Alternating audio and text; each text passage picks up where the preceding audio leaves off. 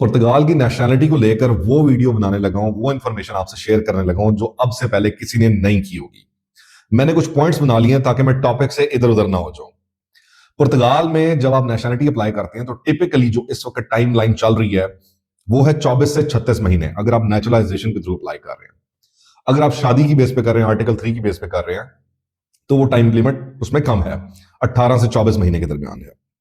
अब इसमें होता क्या, आयरन को प्रोसेस कैसे करती है ये मैं आप लोगों से शेयर करने लगा हूं। 9 से 11 महीने आयरन उसको वो पेंडिंग में रहती है एप्लीकेशन, और वो रिव्यू में आती है 9 से 11 महीने के अंदर।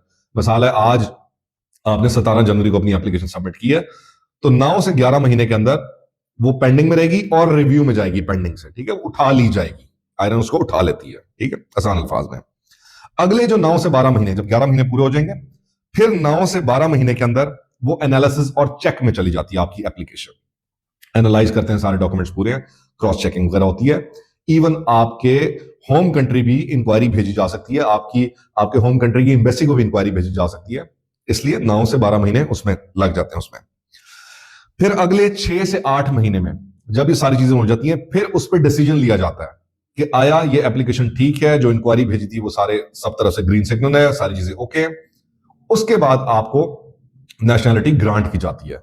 जब आपको नेशनैलिटी ग्रांट कर दी जाती है, उसके बाद आपको पासपोर्ट और सत्यादाओं अपना करताओं सीधा कैसे लेना है उसके भी मैं स्टेप्स बताता हूं। उसके बाद होता क्या है, वो कैसे करना है, वो भी मैं आप लोगों से शेयर करता हूं। सबसे पहले आपकी जब नेशनैलिटी अप्रूव हो जाएगी तो आपने अपना बर्थ सर्टिफिकेट की रजिस्ट्रेशन करानी है, जो कि एक किस्म का पोर्चुगीज बर्थ सर्टिफिकेट है, असेंतो दी नसमेंतु जिसको कहते हैं यहाँ पर। मतलब आपका जो जो होम कंट्री का है उसको कहते हैं सर्तिदाओं दी नसमेंतु, लेकिन ये है असेंतो दी नसमेंतु। आपके होम कंट्री की बर्थ सर्टिफिकेट की बेस पे पुर्तगाल आपको यहां का एक बर्थ सर्टिफिकेट इशू करता है, असेंतो दी नसमेंतु। जो लोग यहां पुराने रहते हैं उनको समझ आ जाएगी मैं क्या बात कर रहा हूं, ठीक है, तो उसमें कंफ्यूज नहीं होना।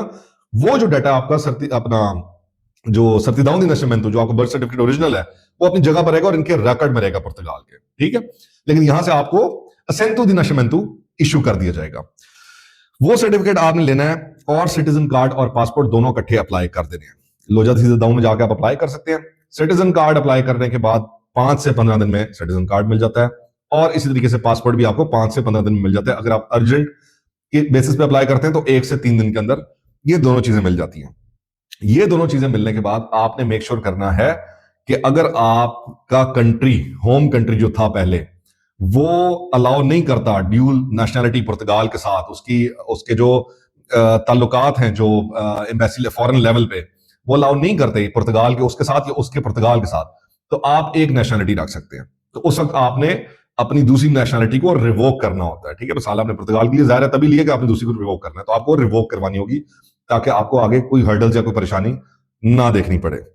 दूसरे नंबर पे, वैसे तो जो भी आपके पास स्टेटस है, जैसे रेजिडेंस कार्ड है या परमानेंट कार्ड है या कोई सा भी रिन्यूअल का जो भी कार्ड आपके पास रेजिडेंस परमिट है, वो वैसे तो ऑटोमेटिकली कैंसिल हो जाता है। लेकिन कुछ केसेस में लोग मतलब ट्रैवल करते हैं तो वो अपनी पासपोर्ट भी दिखा देते हैं, वो कार्ड भी साथ में दे देते हैं, तो वो बिला वजह जो है ना पुलिस किसी और कंट्री उसको पंच कर देती है। तो ये बंदे की अपनी मतलब इसमें यहाँ पे फ्लॉ होता है, ठीक है। वो पंच क्यों करवाना है आपने, क्यों बिला वजह उसमें, तो आप वो कार्ड कैंसिल करवा सकते हैं अगर उसकी वैलिडिटी कुछ बची हुई है।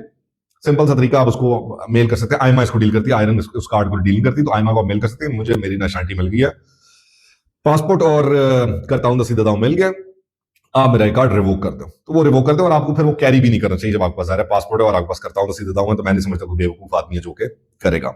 नेशनैलिटी का प्रोसेस 24 से 36 महीने ले रहा है। लीगल टाइम फ्रेम जो है वो है 30 से 90 दिन का। 30 से 90 दिन के बाद कुछ चीजें हैं, अगर वो पूरी हो जाएं तो आप लीगल एक्शन भी ले सकते हैं। अब वो चीजें क्या है, एक वीडियो में नहीं बता सकता, वीडियो लंबी हो जाएगी। नेक्स्ट वीडियो से बना दूंगा कि आप किस तरीके से थोड़ा सा प्रेशर डाल सकते हैं या किस तरीके से अपनी नेशनैलिटी की प्रोसेस को थोड़ा सा फास्ट कर सकते हैं। कोई गारंटी नहीं होती इसके अंदर, लेकिन एक डिसीजन जो है वो जल्दी आपको पता चल जाता है कि इधर इट्स अ रिफ्यूजल और एक्सेप्टेंस। उसकी कुछ शराइत हैं लीगल फ्रेमवर्क में, वो मैं आपसे नेक्स्ट वीडियो के अंदर शेयर कर दूंगा। पुर्तगाल में अगर अभी तक आपने नेशनैलिटी अप्लाई नहीं की, आपके 5 साल पूरे हो गए मैनिफेस्ट साउंड इंटरेस्ट से लेकर, तो आप एलिजिबल हैं आज की तारीख तक नेशनैलिटी अप्लाई करने के लिए। कानून कभी भी चेंज हो सकता है, इसका कुछ नहीं कहा जा सकता। ना होने को ना चेंज हो, और होने को आए तो एक दिन में भी चेंज हो सकता है। कई सालों से हम देखते आ रहे हैं कि कानून हफ्ते के अंदर अंदर चेंज हो गया और फिर 2-4 साल के बाद फिर एक हफ्ते के अंदर रिवर्ट हो गया। कभी 3 साल पे आ गया, कभी 7 पे चला गया, कभी 10 पे चला गया, तो कभी 5 पे आ गया। तो आपका अगर टाइम पूरा हो चुका है, डॉक्यूमेंटेशन पूरी है, कोई एक आधा फालता है, तो आप एप्लीकेशन डाल दें। जैसे कि मैंने बताया कि 9 महीने तक तो आपकी एप्लीकेशन अंडर रिव्यू रहती है, तो आप अपनी एप्लीकेशन अप्लाई करें। और आपको अगर नेशनलिटी के लिए लॉयर्स की हेल्प की जरूरत है, मेरी हेल्प की जरूरत है, तो आप मेरे दिए गए कॉन्टेक्ट नंबर पे कॉन्टेक्ट कर सकते हैं। Thank you very much.